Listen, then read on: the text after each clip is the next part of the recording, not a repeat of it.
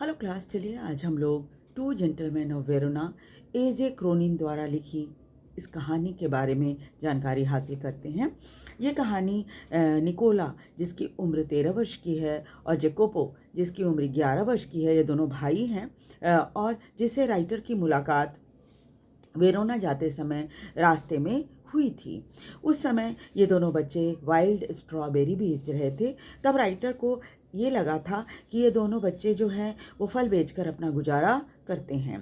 परंतु अगले दिन उन्होंने देखा कि दोनों बच्चे जब वो होटल से बाहर निकल रहे थे तो उन्होंने देखा कि ये दोनों बच्चे शू पॉलिश कर रहे हैं और बड़ी भीड़ है इनके पास।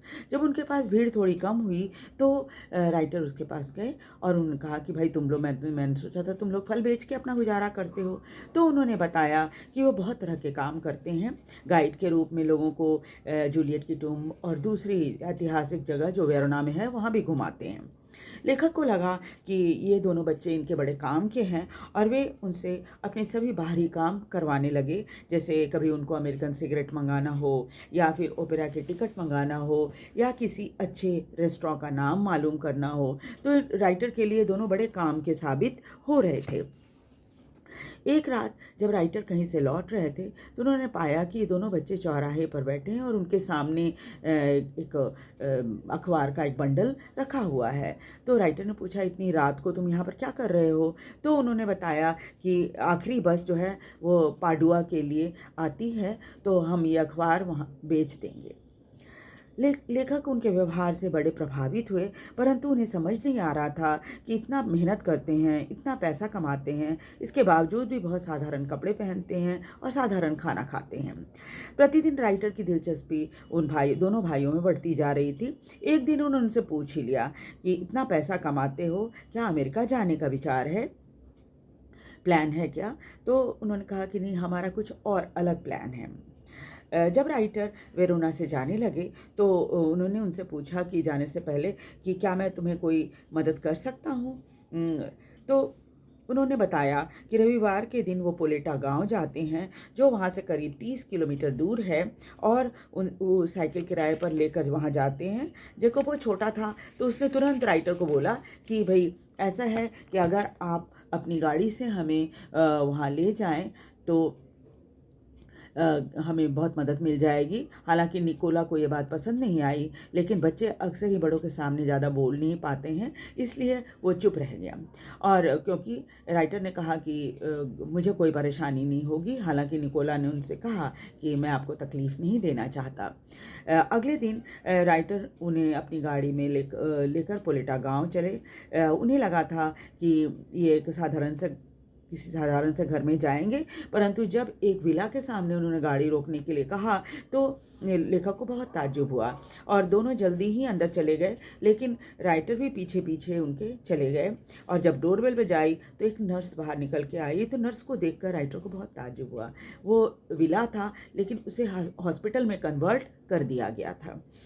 अंदर जाने पर नर्स ने उन्हें उस कमरे तक पहुंचाया जहां अंदर निकोला जेकोपो एक लड़की के साथ बैठे हुए थे और नर्स ने बताया कि ये उनकी बहन लूसिया है और दोनों बड़ी खुश होकर उनसे बातें कर रहे थे। नर्स ने जब राइटर ने उनसे पूछा कि इनकी कहानी क्या है, जो कुछ भी जानकारी है आप मुझे बताइए, तो नर्स ने इनको काफ़ी जानकारी दी। जैसे युद्ध के प्रभाव इनके जीवन पर बहुत ही बुरा हुआ था। उनके पिता की मृत्यु हो गई थी, माँ तो पहले ही गुजर चुकी थी, लेकिन भुखमरी, गरीबी और युद्ध ने इनको अंदर कभी नहीं मतलब क्या कहेंगे हम कि इनके ऊपर इन सब का बुरा प्रभाव नहीं पड़ा। इतनी हिम्मत वाले ये बच्चे थे कि युद्ध हुआ, लेकिन इसके बावजूद भी उससे वो उभर कर बाहर आ गए। बहन को रीढ़ की हड्डी का टीबी हो गया था, जिसके इलाज के लिए उन्होंने बहन को लाकर यहाँ अस्पताल में भर्ती कर दिया और हर सप्ताह हॉस्पिटल की फीस देने तथा अपनी बहन से मिलने यहाँ आया करते हैं। लेखक उनके इस स्थिति को देखकर अत्यंत भावुक हो गए। उनको समझ में नहीं आ रहा था कि क्या कहा जाए। लेकिन इसके बावजूद भी जब वो वापस लौट रहे थे तो उन्होंने दोनों बच्चों को नहीं बताया कि उनको दोनों बच्चों की पूरी कहानी मालूम हो गई है। बच्चों ने भी कुछ नहीं बोला, वो उनसे सिंपैथी नहीं लेना चाहते थे। लेखक ने भी उनसे कुछ नहीं बोला, लेकिन उन्हें समझ में आ गया कि इनके इसी व्यवहार के कारण आज धरती पर मानवता जिंदा है। उनकी निस्वार्थ सेवा से लेखक निस्वार्थ सेवा जो अपनी बहन की वो कर रहे थे, उससे लेखक बहुत ही प्रभावित हुए, है ना। तो बच्चों में विनम्रता भी थी, निस्वार्थ सेवा भाव भी था, है ना, जिससे लेखक बहुत ही प्रभावित हुए।